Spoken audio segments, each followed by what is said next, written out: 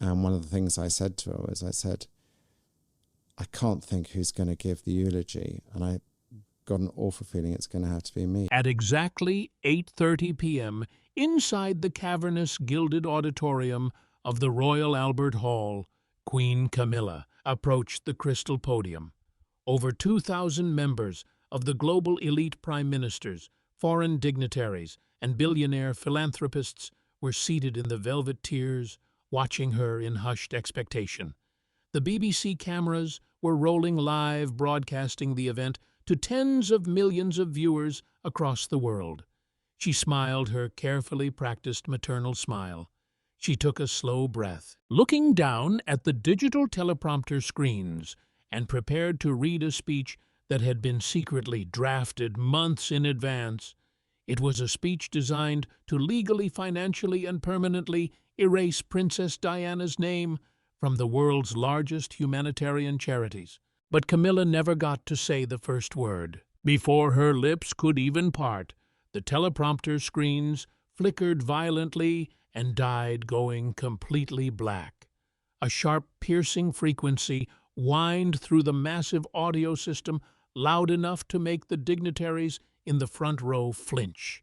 And then a voice echoed through the absolute horrified silence of the hall. It was a voice that had not been heard in 27 years. Soft, aristocratic, tinged with a familiar chilling melancholy. It was completely unmistakable. It was Princess Diana, and she was speaking directly to the woman standing on the stage. If you are new to Crown Watch, hit subscribe right now, because the palace is desperately trying to pull this footage from the internet, and we are going to break down exactly how a dead princess just hijacked a live royal broadcast to destroy Camilla's greatest ambition. To understand how this catastrophic public execution was even possible, you have to look past the mainstream narrative and go back to a quiet, highly secure, completely undocumented meeting in October 1995. At this point in history, Diana had just given the explosive panorama interview. She knew the gray men, the senior palace fixers operating out of Charles's office, were circling her. She knew that the institution was actively planning a future that did not include her. But Diana was not just terrified. She was fiercely, calculatingly protective of her legacy. She knew that once she was gone, the palace machinery would attempt to sanitize history. They would try to rewrite her story, absorb her achievements, and use her global halo to legitimize the woman who was waiting in the shadows. So, in absolute secrecy, Diana met with her personal solicitor, the legendary Lord Mishcon, and her brother, Charles Spencer, at a secure safe house in London. During that meeting, Diana did not write a diary. She did not draft a letter. She sat in front of a recording device and produced 4 raw, unedited cassette tapes. These recordings, known in deeply private aristocratic circles as the Mishcon Audio Trust, were not meant for public release. They were an insurance policy. Diana detailed the exact psychological and administrative warfare that Charles and Camilla were preparing to launch. She predicted their strategies with terrifying precision, outlining exactly how the institution would attempt to manipulate the public into accepting Camilla as her replacement. And then she handed the tapes to her brother. The tapes were physically locked in a subterranean vault at a private Swiss bank, protected by a highly specific, legally binding blind trust trigger. The conditions of the trust were absolute. The vault would remain sealed forever unless the Crown ever attempted to legally strip Diana's name, image, or historical credit from the charitable organizations she had built. If that specific line was crossed, Charles Spencer, as the sole executor, was legally obligated to break the seal and release the tapes to protect her legacy. For nearly 3 decades, Charles Spencer kept the secret. He watched Camilla marry Charles, watched her become queen consort. He held his tongue and honored the silence because the trigger had not been pulled, until Camilla, blinded by her own arrogance, made the most catastrophic miscalculation of her entire royal life. You see, Camilla had finally secured the crown, but she was finding out the hard way that a crown does not automatically buy adoration. Every time she attended a hospital opening, every time she toured a landmine charity, every time she tried to position herself as the humanitarian mother of the nation, the ghost of Diana was standing right beside her in the headlines. The public refused to forget. And for a woman as deeply insecure about her historical position as Camilla, that ghost was intolerable. So her private PR team, operating out of Clarence House, drafted a master plan of breathtaking, almost sociopathic cruelty. Internally, they called it the Humanitarian Consolidation Project. The strategy was devastatingly simple, designed to utilize the absolute power of the monarch to bypass any public debate or parliamentary oversight. Camilla used her daily, unfettered access to King Charles, who was exhausted by his medical treatments and desperate to avoid domestic conflict, to pressure him into signing an order in council. This sovereign decree was designed to legally and financially absorb the Diana Princess of Wales Memorial Fund and all its associated global networks into a massive newly created umbrella organization. The new organization was to be named the Queen's Global Care Trust. This wasn't modernization. It wasn't administrative streamlining. It was theft executed at the highest level of the British state. Camilla was literally planning to overwrite Diana's tombstone. She was attempting to erase Diana's name from the global humanitarian map, absorb billions of pounds in charitable infrastructure, and claim 3 decades of Diana's blood, sweat, and tears as her own personal legacy. She wanted to use Diana's halo to wash the blood from her own hands. Camilla thought the plan was foolproof. She knew that Prince William and Prince Harry were legally paralyzed, because the consolidation was being executed via an order in council signed by the king himself. Any public opposition from William would be classified as an act of treason against the sovereign. He couldn't stop it without triggering a constitutional meltdown. Camilla thought she had won. She believed she had finally found a way to permanently delete the woman who had haunted her for 30 years. But she forgot about the Spencer bloodline, and she had no idea that a ticking time bomb had been waiting in a Swiss vault for 27 years, just waiting for her to trip the wire. When the palace quietly registered the new Queen's Global Care Trust documents at the Charity Commission in London, the legal conditions of the Mishcon Audio Trust were instantly met. The blind trust trigger was activated. Charles Spencer was notified by his Swiss solicitors. He didn't call the palace to complain. He didn't leak a story to the tabloids to start a public argument. He simply boarded a private flight to Geneva, walked into the bank, and retrieved tape 1. But possessing the tape was only half the battle. The execution of the trap required the kind of inside access that Charles Spencer did not have on his own. He needed someone on the inside, someone who hated the hypocrisy of Camilla's plan just as much as he did, and someone who possessed the supreme institutional authority to bypass the heavy security protocols at the Royal Albert Hall. He found that ally in the one woman who has never ever bowed to Camilla's ambitions, Princess Anne. As the royal patron of the Albert Hall, Princess Anne possessed absolute operational clearance over the venue's security and technical staff. Sources close to the operation suggest that Anne did not ask for details. She simply ensured that a specific, highly encrypted audio file was uploaded directly into the master control room's primary broadcast feed, bypassing the palace's media censors completely. The technical override was locked in. There was no fail-safe. Which brings us back to the podium. To the exact moment, Queen Camilla stood in front of 2,000 people, smiling, taking a breath, preparing to announce the erasure of Princess Diana's legacy. The teleprompters died, the audio feed cut, and Diana's voice filled the hall, perfectly preserved from 1995, delivering a message that would permanently destroy Camilla's carefully constructed public image. The acoustics of the Royal Albert Hall are legendary, and that night they carried a ghost's warning with terrifying crystal-clear precision. Diana's recorded voice echoed off the gilded ceiling, slicing through the heavy silence of the auditorium. "They will wait until my boys are grown," the voice said, calm, aristocratic, and hauntingly precise.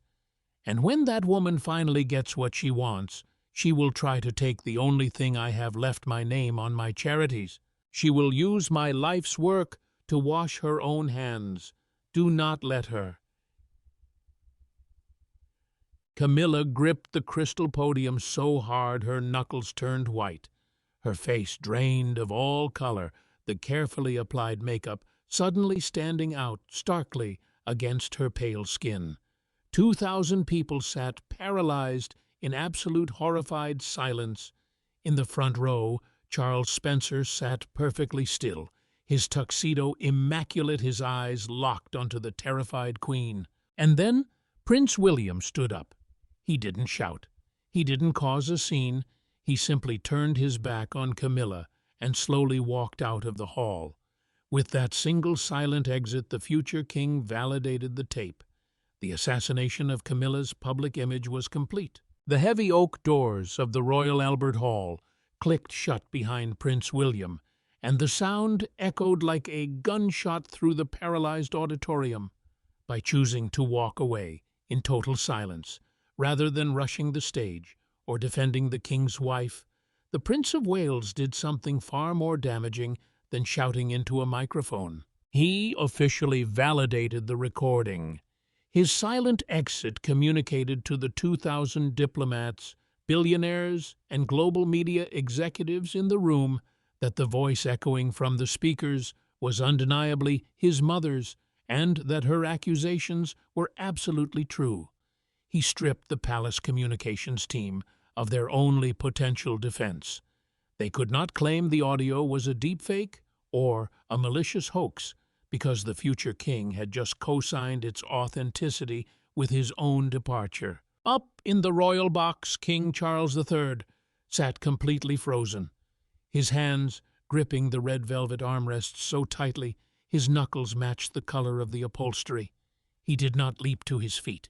He did not signal his protection officers to rush the stage and rescue his wife. For a man who had spent 3 decades trying to force the British public to love Camilla, his physical paralysis in that moment was the ultimate betrayal. Charles is a monarch who understands the fragile architecture of the institution he leads, and in that agonizing minute he saw his entire reign flashing before his eyes. He realized that the woman standing at the podium had just dragged the crown into an existential crisis that no amount of royal protocol could fix. Down on the stage, Camilla was experiencing a level of public humiliation that is almost impossible to comprehend. She was gripping the edges of the crystal podium, her body trembling violently under the blinding glare of the spotlights. She looked out into the cavernous hall, desperately searching for a friendly face, but she was met only with the horrified, unblinking stares of the global elite. The BBC broadcast feed was finally violently severed by panicked technicians in a remote control room, replacing the live feed with a generic holding screen. But the catastrophic damage was already done. The clip was already being downloaded, shared, and analyzed by tens of millions of people across the globe. Finally, a team of royal protection officers broke protocol and rushed the stage. They did not guide Camilla off with the slow, dignified pacing of a queen consort. They flanked her tightly and practically dragged her into the dark shadows of the backstage wings, shielding her from the thousands of camera phones that had suddenly been raised in the darkness of the auditorium. It was not a royal exit. It was a frantic, desperate evacuation. What followed over the next 8 hours inside the walls of Buckingham Palace can only be described as absolute institutional panic. The royal communications directors, the king's private secretaries, and the senior legal advisors were summoned to an emergency midnight war room. Phones were ringing endlessly, with demands for comment from the Prime Minister's office, from the governments of the Commonwealth realms, and from the boards of every major global charity. The order in council, the sovereign decree that Camilla had pressured Charles into signing to force the charity merger, had instantly become the most politically radioactive document in modern British history. The palace advisers knew that if the sun rose over London and that decree was still legally active, the public backlash would be apocalyptic. The British people would pour into the streets to defend Diana's legacy, and the monarchy would face a crisis of survival not seen since the abdication of Edward VIII. King Charles was forced into a corner entirely of his wife's making. He had to execute a humiliating immediate reversal of his own sovereign authority. At 3:15 a.m. behind closed doors, Charles signed a secondary emergency decree officially revoking the Humanitarian Consolidation Project. The Queen's Global Care Trust was legally dissolved before it had even printed its official letterhead. The palace press office drafted a hasty, panicked statement claiming that the merger had been paused indefinitely for further administrative review. But nobody believed the spin. The truth was glaringly obvious. The crown had surrendered. Diana's charities and her name were permanently ring-fenced, secured forever by a ghost who refused to be erased. But the preservation of the charities was only the logistical fallout. The psychological and reputational destruction of Queen Camilla was absolute. For 20 years, Camilla and her PR team had engaged in a painstaking multi-million-pound campaign to rehabilitate her image. They had slowly shifted the public narrative, painting her as a quiet, dedicated public servant, a woman who had endured decades of unfair hatred just to support the man she loved. They had almost succeeded in normalizing her presence on the global stage. But Diana's voice, cutting through the silence of the Royal Albert Hall, incinerated that 20-year campaign in exactly 60 seconds. Diana's recorded warning did not just accuse Camilla of being ambitious. It exposed her as a callous, calculating opportunist, attempting to steal the life's work of a dead woman to wash the blood from her own hands. That label, the legacy thief, was instantly cemented in the global consciousness. The public will never look at Camilla's charity work the same way again. Every time she cuts a ribbon at a hospital, every time she poses with a sick child, the world will remember the tape. Her entire humanitarian persona has been exposed as a hollow parasitic fraud. Camilla was placed under a quiet, unspoken house arrest at Clarence House. Her upcoming schedule, public engagements, was completely wiped clean. The palace advisors knew that sending her out into the public sphere, while the audio of Diana's warning was playing on an endless loop across every major news network, would be institutional suicide. She was trapped behind the high brick walls, pacing the floors, realizing that her grand master plan had not just failed, it had destroyed the very foundation of her royal existence. But the true nightmare for Camilla, the terrifying reality that will haunt her for the rest of her life, did not fully materialize until the sun came up the next morning. At 9 o'clock, 200 miles away from the chaos of London, Charles Spencer walked out onto the gravel driveway of the Althorpe estate. He was impeccably dressed in a tailored tweed suit, looking perfectly calm and utterly aristocratic.